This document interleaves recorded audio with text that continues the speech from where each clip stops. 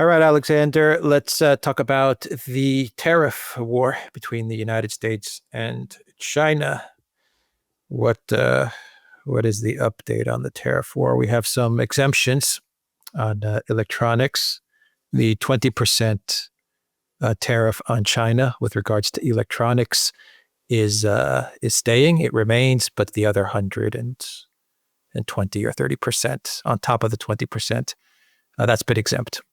We're talking laptops and mobile devices and stuff like that. And China saw this as a positive small step. That's what they said. It's a small step, but it's in the right direction. But Trump is saying that they're going to now examine semiconductors, and that there were no real concessions made to China. He's, at least in his Truth Social post, he seems to be doubling down on the tariffs with China. Of course, this is what Trump says. The actions speak differently as to where we're heading. Your thoughts on Trump and China? Perhaps some negotiations, maybe something along the lines of bilateral talks in the next couple of months, or are we heading towards a big tariff war, and who knows where else after that?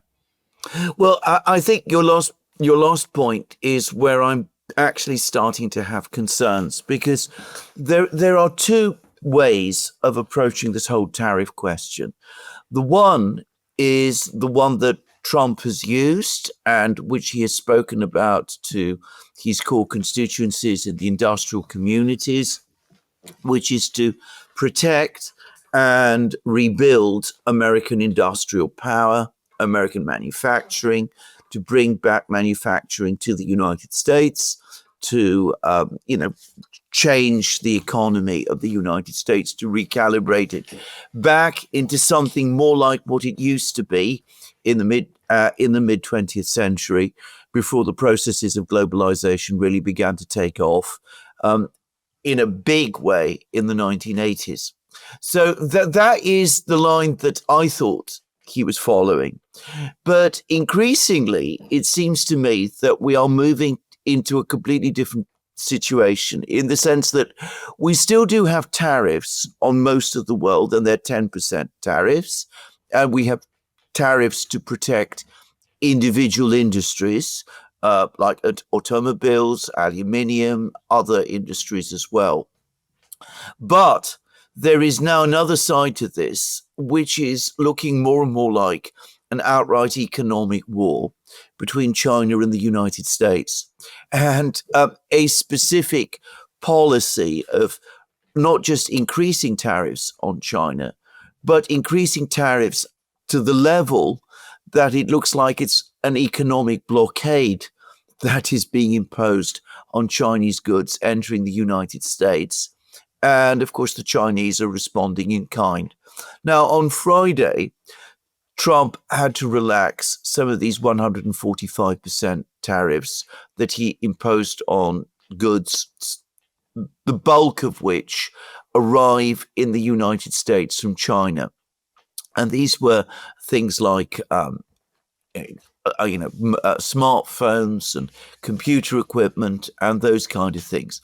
And I think there were two reasons why he did that.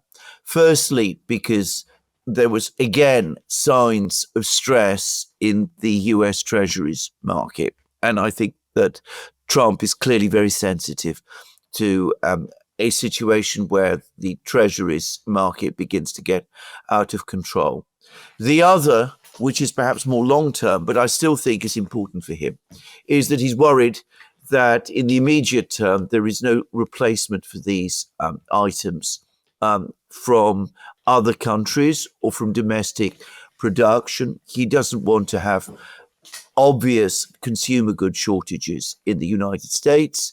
He doesn't want to see inflation spike with the cost of these items starting to grow.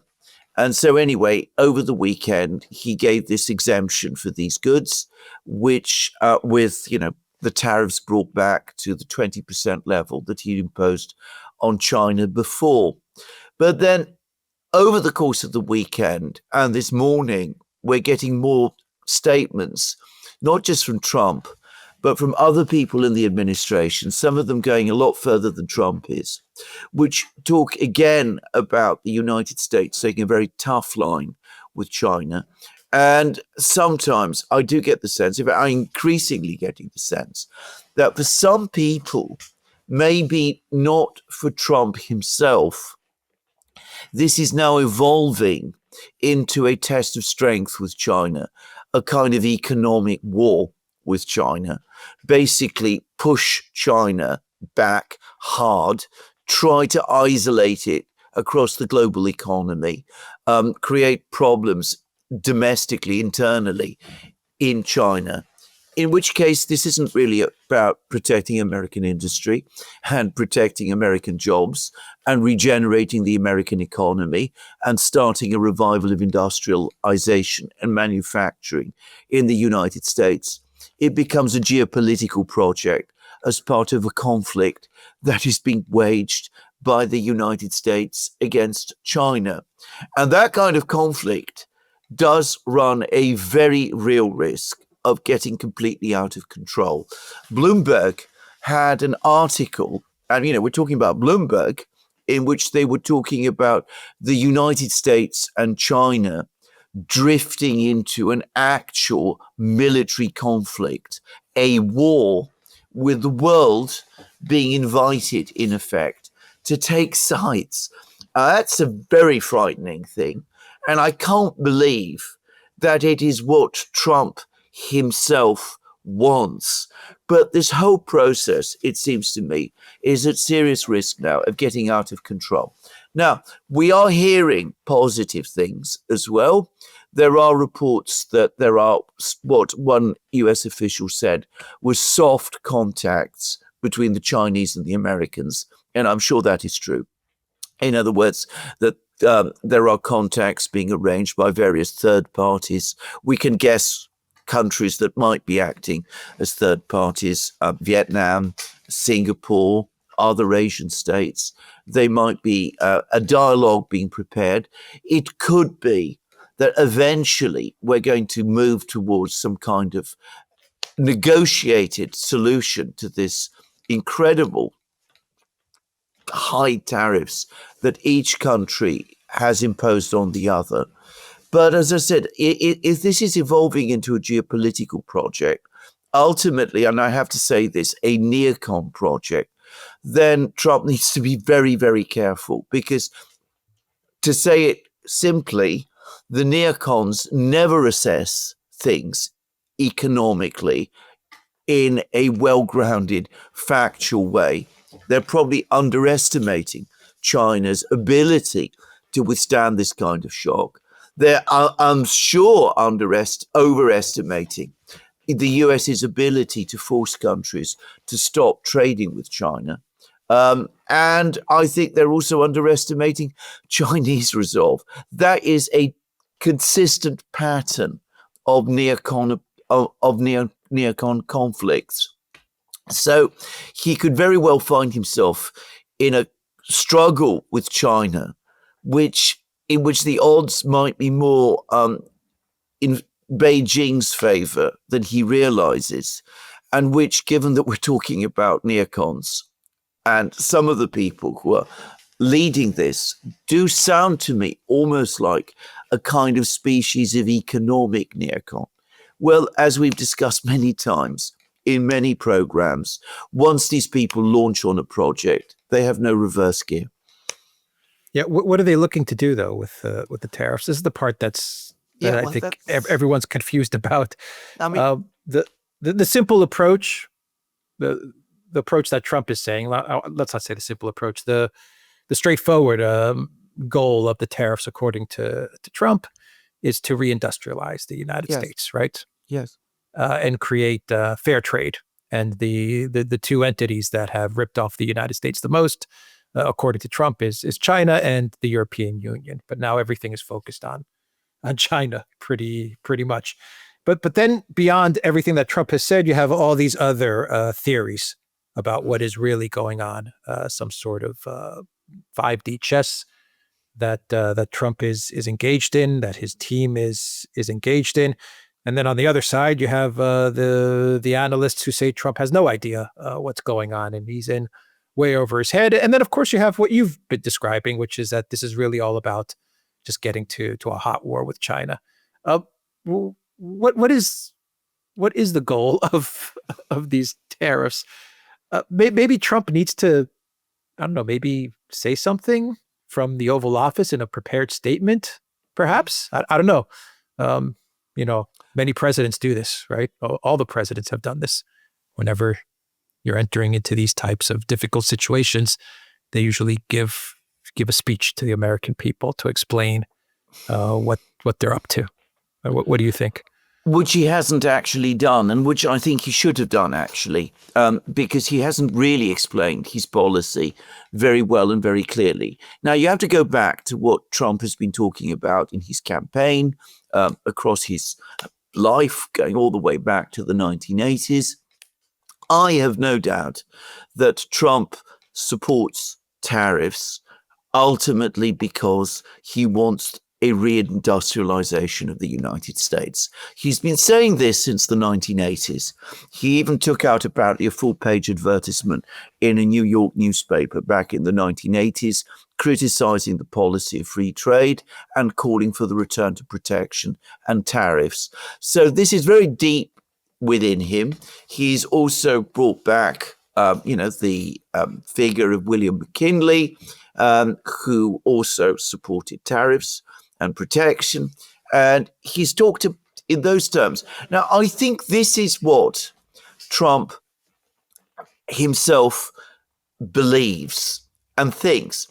But it's absolutely clear to me that even as he says all of this, he hasn't perhaps really researched properly what the protectionist policies that the United States was following in the 19th century and in the early 20th century were really like. Because at that time, the focus was absolutely on protecting US industry, but not at targeting individual countries. And by the way, there was a country that some people in the United States did want to target, which was, of course, Britain. Britain at that time was the big exporter of manufactured goods, a little bit like like China is today. People in the United States spoke about unfair competition from Britain, and there were policies to target Britain. But the protectionists at that time said, no, that's not what we're going to do. We are going to create tariff barriers which are designed to protect industries. And that means they have to be blanket tariffs, a simple, straightforward tariff affecting imports from all over the world. Because if we start getting into a practice of trade wars and tariff wars against individual countries, this absolutely has the possibility of getting out of control, and it will involve us in quarrels with other countries that we don't want to be involved in. So people like Henry Clay and William McKinley and others in the 19th and early 20th centuries were opposed to reciprocal tariffs. Now, this is where I think Trump has perhaps gone wrong, because somebody's come along and has told him, well, the United States is being ripped off by the Europeans. It's being ripped off to a far bigger level by the Chinese. All sorts of countries around the world are after the United States. They're trying to rip it off too. And so we've got to impose reciprocal tariffs against any and all of them. And maybe what you can then do is you can negotiate individual deals with all of these countries one by one, pick them off one after the other, and then you'll get the optimal situation that you want. Now, I think that is a policy that is not going to work. It is overcomplicated. It also sets the United States in conflict with too many countries around the world and trying to negotiate too many trade deals at once. And inevitably, it drifts into a full confrontation with one state which is by far and away the biggest exporter of goods to the United States, which is, of course, China.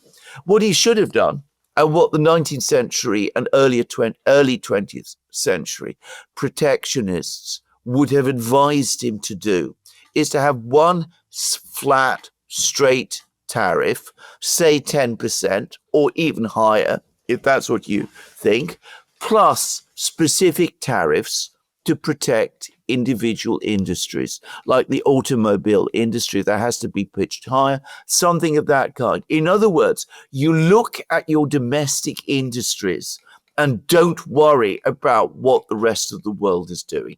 That was the attitude, the approach that they took. Now, that's where I think a lot of the confusion is coming from, because Trump, I think, is focused on protecting American industry. But as I said, somebody has sold him with this idea of reciprocal tariffs, and that is getting out of control. And as I said, it is evolving into a conflict, a confrontation with China. And all kinds of people with all kinds of geopolitical agendas are now clambering on board with this policy as well. And as I said, it is increasingly looking out of control. And of course, they're coming up with all of these 5D chess and all kinds of theories about what Trump is doing, which, when you examine them carefully or have a look about them, are seeking some kind of confrontation with China. And I think this is dangerous, because there are very strong feelings about China in the United States. There are now increasingly strong feelings about the United States in China too. There are enormous armies and fleets being assembled on each side. And as I said, this thing, judging by this article in Bloomberg, has a risk of getting out of control. He needs to de-escalate this for the benefit of the US economy. It's better anyway that he starts to look for ways to try to get these impossible tariffs that the Chinese and the Americans have imposed on each other down. It's overlooked that the Chinese tariffs are in some ways very damaging to parts of US industry. So the oil and gas industries in the United States are now basically barred from selling oil and gas on the Chinese market. The Chinese do have alternative supplies, but that was an important export market for the US oil and gas industries. Agricultural producers of soybeans, are also going to be under great stress as a result of the fact that China has basically closed its doors to their exports. Again, China can find alternatives to these things. It may take them time, it will cost them money, but China is the kind of country that will do this. And most likely, anyway, they've stockpiled on these items. A long economic war with China is going to come with many, many costs for the United States. It's very different from the kind of protectionism that the United States used to do, which always avoided getting involved in economic wars. And of course, an economic war on this kind of scale has the potential to evolve into something worse. And even Bloomberg is now talking about it. Yeah, I just get the sense that the escalation with China was fabricated, I guess. I mean, Trump places this baseline, this blanket, this 10% tariff. Okay, fine. Then he gets into this country by country reciprocal tariff, and the markets didn't like it. And more importantly, which I think is the important part of all of this, the bond markets didn't like it. I believe, and I think this is confirmed now, that the Trump administration was looking for a certain trajectory to the bond markets, and it went in the opposite direction. And Trump did receive pressure from Wall Street. He did receive pressure from the tech oligarchs, But more importantly, he also received pressure from the bond markets. Yeah. And that's what caused the 90-day pause in the reciprocal tariffs. And then something happened. Mm. And I believe we don't know the full story yet. I get the feeling that his team, members of his team, thought it would be a good idea in order for the administration to save face, for them to put out this explanation that this was one ruse, one game that was being played by the Trump administration in order to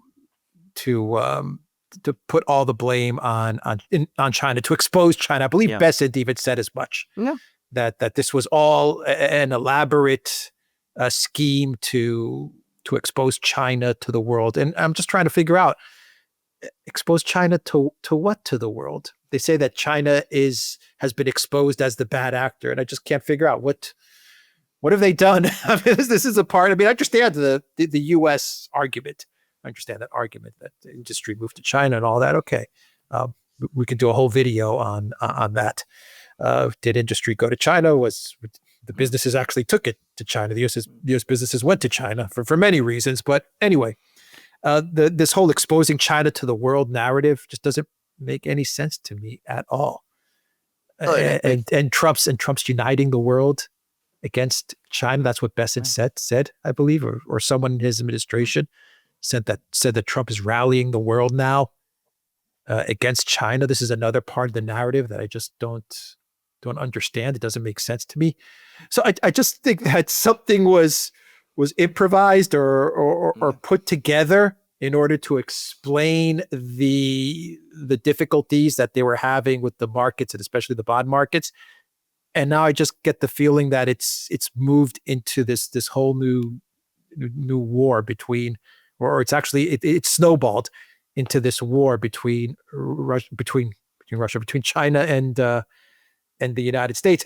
And I say Russia because a lot of this reminds me of the Russian sanctions, where the Biden administration was thinking they would get one outcome, and a whole different outcome occurred. And everyone was certain that Russia was going to crack. Everyone was certain that Russia was going to crack, and it didn't. And it didn't. Exactly. Well, that's exactly what we're looking at now. I think this is absolutely correct. I think your analysis is absolutely correct. I would add one other thing to this, which was that what I think Trump himself had expected was, when he started to impose tariffs on China, he expected the Chinese to come and start negotiating. And of course, what the Chinese did instead was that they imposed counter tariffs of their own. And then it became a matter of pride and face to go on raising tariffs in response to what the Chinese were doing. Now, if anybody knows China, if anybody knows Chinese history, one would have expected that would be what would happen. Again, if somebody told Trump that the Chinese will come round and start negotiating simply because you brought up raised tariffs, then, as I said, they were misinformed about China, and they misadvised the president. That is all I can say. Can I ask you a question on that before you go on? Why not just set up bilateral negotiations with China? Well, I mean, Trump himself says that he has excellent relations with Xi Jinping. Well, exactly. He says it all the time. Why not just? I mean, wouldn't the proper way have been to schedule bilateral talks with China? Well, and they have a good relationship, Trump and Xi. Well, they had a good relationship. Whether they have it anymore is another question. But I mean, I agree. Trump says it all the time. I know, and absolutely. Xi also says it. Yeah. Absolutely. I mean, the thing that they should have done, I mean, I accept that the Americans have a genuine concern about the fact that China is running this enormous trade surplus. And if we just go back to what China has been doing what all great powers do, which is that it has been aggressively advancing its interests. It has been using every handle and every mechanism that it can in order to develop its own industries and its own manufacturing. And it's been doing that because it wants to become rich and powerful, which is what all great powers and all realist-led nations do. Getting steamed up and angry about this, well, I can understand why people do that, but it's no different from what other countries do. It's no different from what the United States historically did when it became the world's leading economy. It was no different from what Britain once did. And as I said, you accept it. Now, what they needed to do, I absolutely agree, was not to get into some kind of all-out economic war with China. Trump did have good relations with Xi Jinping. They liked each other. I remember their very first meeting back in 2017, just after he was first elected president. Their first meeting in Mar-a-Lago went extremely well. So the first thing you do when you become president is your Ranger Summit meeting with Xi Jinping. You tell Xi Jinping when you meet him, look, this situation with the trade surplus is impossible. You must know that it is. It is no longer in your interests to sustain it in the way that you have been doing. At the same time, obviously, this is an important relationship. We don't want to completely destroy it. So let's see whether we can find a roadmap together to get to the point where that trade surplus comes down, and you, for your part, can be sure that we will not take advantage of you in other ways. Now, the Chinese are very, very tough-minded, extremely realistic people. They showed over the course of Trump's first term that they were prepared to negotiate. The negotiations didn't go very well in the end, not because the Chinese weren't interested in negotiations, but because Trump's first term was completely sidetracked and wrecked, and Trump himself lost authority, as we both remember, because of the Russiagate hoax. Now, this time, it could have been different. And at the same time, nothing would have prevented Trump from going ahead and imposing flat tariffs, 10% tariffs on all the world, including China. He could have pitched them higher if he wanted, 15% tariffs. I'm not here, by the way, either to argue for or against tariffs, but he could have done that too. And he could have imposed more tariffs to protect individual industries. The Chinese could have complained. This goes against the rules of the World Trade Organization. Trump would have said, so what? It would not have prevented negotiations between the Chinese and the Americans. It would have preserved a trade position, and it would have advanced the interests of the United States. The Chinese would have accepted that. Instead, quite plausibly, because of what you said, because of this need to try to rationalize, to explain what happened on Friday when when the reciprocal tariffs were cancelled on every country against China. We got this narrative that it was all 5D chess to isolate China, to push China into a corner, which is, as I said, it has no basis in reality. It doesn't understand the real way in which international relations and trade is conducted. It is impossible to isolate Russia economically.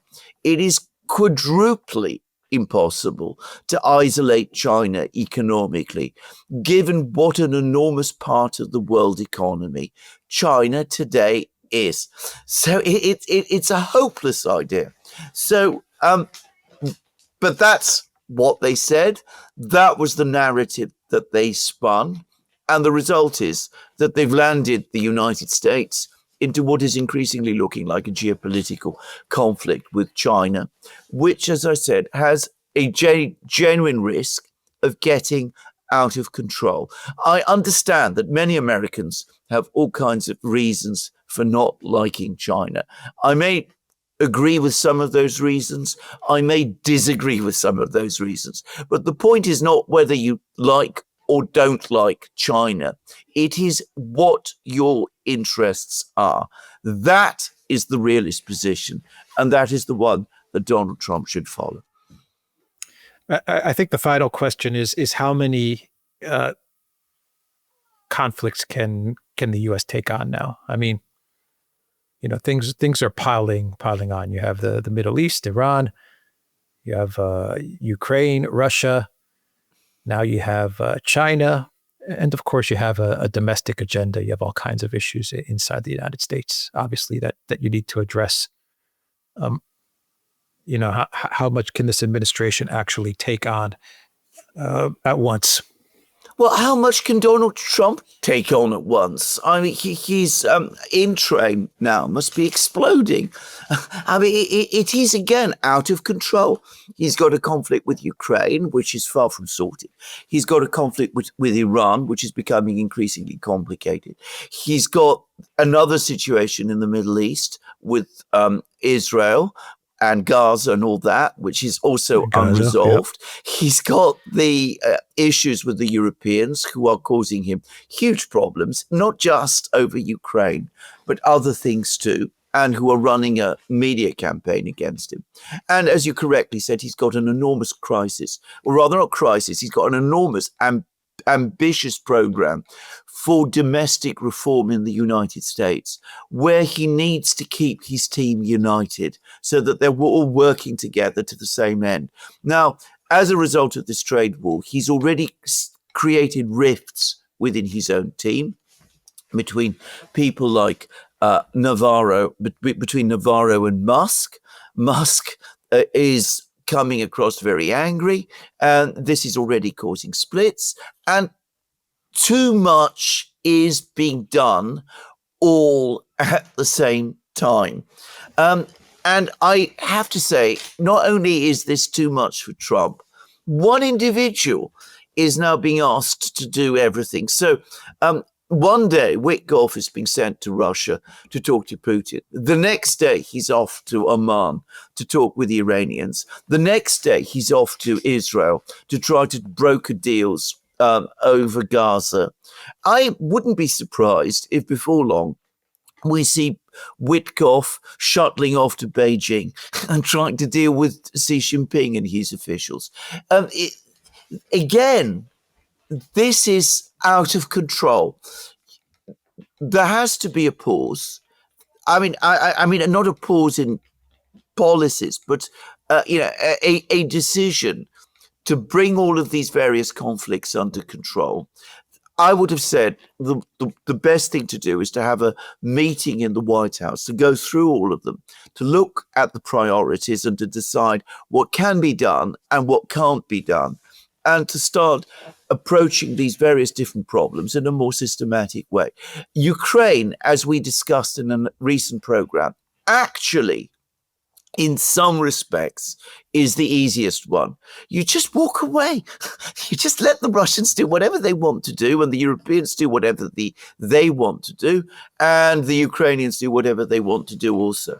So it shouldn't take up that much time. The Middle East is much, much more complicated. On tariff questions, I would say, get yourself a flat tariff and tariffs to protect individual industries. Set up a proper negotiations with the Chinese. Build a proper negotiating team.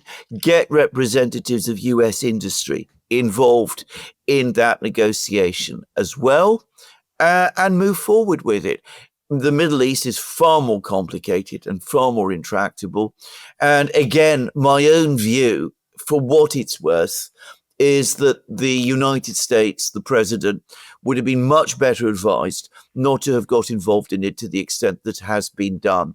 And I suspect that there are particularly difficult people here in the administration who feel even more viscerally strong about the Middle East than they do about other questions. But anyway, you could prioritize, you can decide what you can do quickly and what you cannot, but you've got to get this whole thing under control. And you've got to make decision making in future in a more structured way. Yeah. The Iran issue is, I don't want to say it's easy, but it's easier than obviously than Israel and the Palestinian issue. That's where you would need to put most of your focus. I mean, you can solve Iran as well. Yes. You can. It's there. The roadmap is there, so you can solve Ukraine. You can solve Iran. You can have Witkoff then and the team fully dedicated to the Palestinians and to Israel and what's happening in Gaza, and that could be their focus. That could be your foreign policy agenda for the next couple of years, and try to solve Absolutely. that. And you get to the tariffs, bilateral talk with China. Absolutely. I mean, it's going to take talks. time. Yeah, it takes time, and as I said, that doesn't mean you can't have your own tariffs at the same time, but they mustn't be these reciprocal tariffs which create nothing but problems. Again, I want to stress, I'm not advocating for tariffs. I'm just explaining how I think the president can implement his policy in a way that will work and won't draw him and the United States into further problems, and certainly not into an all-out confrontation with China, which I don't think serves the interests of the United States, and certainly not of this president. Yeah, and the Democrats and the Europeans, they're coming after Trump. You can see there is a big media campaign, especially coming out of Europe and the EU, which is looking to discredit Trump. Well, so they're coming after him. Yeah. Well, they're calling him incredible things. They're calling him. They're saying that he's the mad king, that he makes decisions from one day to the next that contradict each other. They're calling him all sorts of things, which are not just undermining his own authority, potentially in the United States as well, but which are undermining his ability to actually strike deals moving forward and to develop his relations with other countries. And this has been done entirely intentionally. And unfortunately, because he's making policy in this way, especially because somebody sold him this idea of reciprocal tariffs, without perhaps explaining to him that this was something that was looked at very carefully in the 19th century and rejected then, that reciprocal tariffs is not actually a policy of protection. The two are not the same. They may look like they are, but they are in conflict with each other. So he's got to get all of that out of the way, sort it out. And of course, because of this whole issue of reciprocal tariffs and the movements backwards and forwards over that, we've had problems in the financial markets, and we've had this rhetoric from Europe and from the Democrats that the president doesn't know what he is doing. When if you go back and read what he's been saying about protectionism, he has in fact always been consistent. And in fact, you do find some economic writers, even in Europe, even in Britain, the homeland of free trade, who are saying, well, maybe we don't agree with Trump, maybe we don't agree with what he's doing, but he does have a point. He does have a policy. But all of that is being lost because of this cloud of confusion, because the president, the administration are trying to do too much at one and the same time, and they've been given bad advice by some people.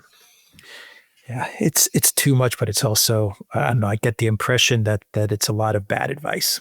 Anyway, it's bad advice, and you have a lot of people who, to be honest, we'll end the video at this point, Alexander. But just one quick comment: there's a lot of people who are in the Trump administration who don't seem to be serving any real purpose. For example, you have Waltz, and you have Rubio, you have Kellogg, you have all these people who are opening up more problems.